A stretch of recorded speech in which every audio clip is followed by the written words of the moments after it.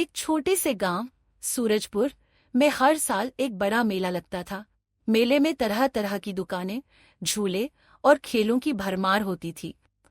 इस बार मेला और भी खास था क्योंकि एक अनोखी प्रतियोगिता रखी गई थी, सच्चाई का इम्तिहान।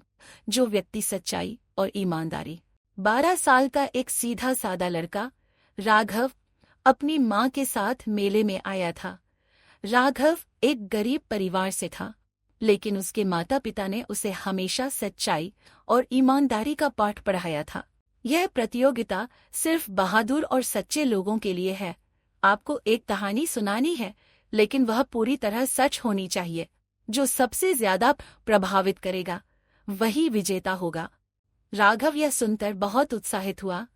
वह सोचने लगा, क्या मेरी सच्चाई किसी को प्रभावित कर सकती है?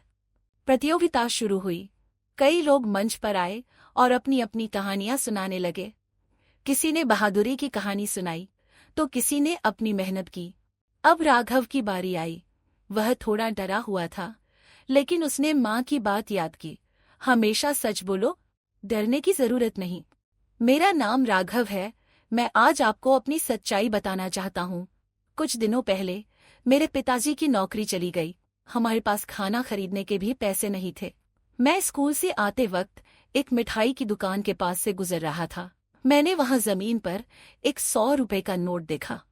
मेरी पहली इच्छा थी कि मैं इसे उठा लूं और अपनी माँ के लिए कुछ खाना ले जाऊं, लेकिन मैंने नोट उठाने के बजाय दुकान के मालिक को दिया और कहा, यह आपका गिरा हुआ पैसा हो सकता है।